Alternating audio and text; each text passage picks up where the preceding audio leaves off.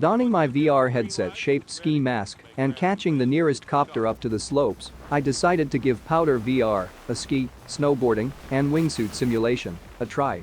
Developed by Rainsoft, Powder VR is available on Steam now for $19.99 or £15.49, with a free demo also available to download. So let's take a look. Immersed robot. Working my way through the tutorials for both skis and snowboard, I immediately realized that the former would be the way to go. Skiing in this game felt far more natural and intuitive to me from the get-go, whereas snowboarding was awkward and more difficult to get to grips with. My initial impressions of the scenery and environments in this area was generally positive, and everything looked crisp and sharp. The polygonal rock surfaces looked nice, although these were limited to the tutorial sections only. The tutorial section lasts for a few minutes for each method and can perhaps drag a little in places. It seems to labor over several points slightly too much in my opinion. Wonderful. Now let's turn 45 degrees to the right. After selecting the first beginner stage, I found myself at the top of the mountain and ready to start my descent.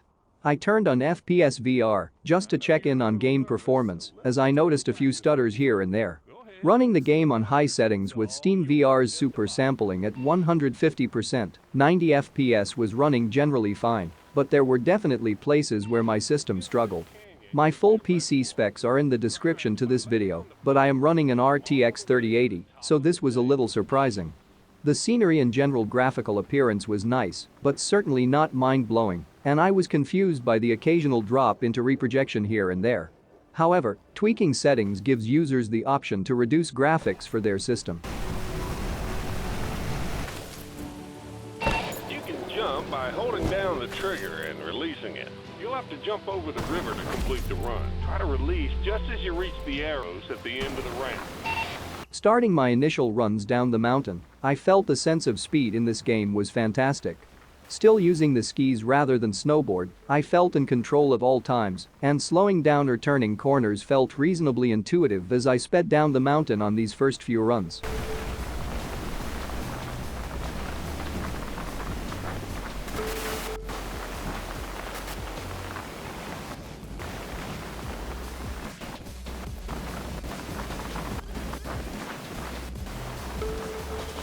Following the path the game laid out for me, it alternates modes between checkpoints, races, time trials, and freestyle sections, constantly mixing up gameplay. I enjoyed this aspect, and not focusing on one game type kept the experience fresh. I have skied in real life a number of times and felt the overall sensation as I went down the slopes to be very familiar. However, I did feel the general handling of the skis could be tweaked slightly to improve the simulation aspect. Nevertheless, I generally settled into this approximation of skiing quite quickly, finding it to be extremely enjoyable.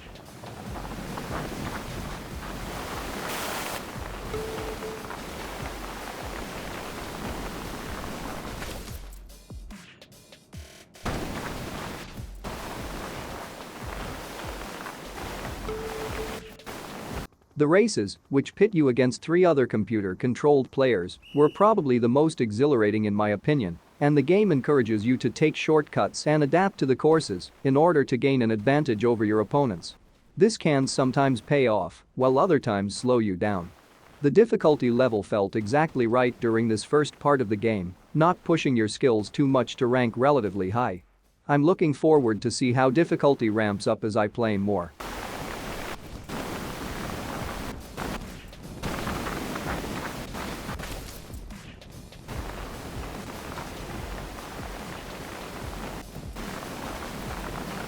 Sound plays more of a functional role than anything else in this game. The sound of your skis slicing through the snow is the dominant thing you'll hear while playing the game, which is an obvious necessity in truly selling the experience.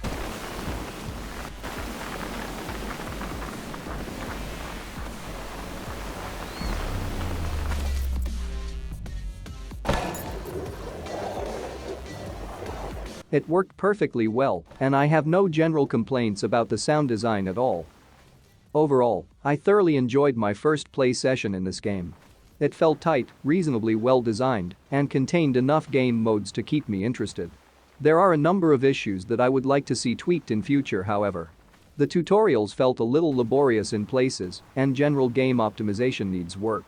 For what appears to be a relatively modest game in terms of graphical intensity, my high-end system seemed to struggle in certain places.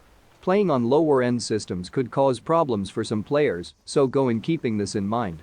In terms of price, I would like to see this slightly lower in order to fully recommend it. For $15 or £11, I'd be happy to suggest this to friends who might enjoy this style of game. But this aside, I actually enjoyed my time with Powder VR far more than I expected. I want to continue playing, as I haven't yet tried the wingsuit aspect of the game, and that general sensation of skiing down the mountain is quite an addictive experience. Keep your eye on this one, and why not download the free demo to try it for yourself. Thanks for watching.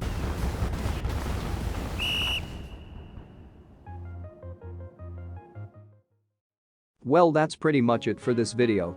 Please hesitantly tap the like button and don't forget to subscribe for more concise and informative VR content. You can also join our Discord by clicking on the link in the description of this video. And, as always, I'll catch you on the flippity flip.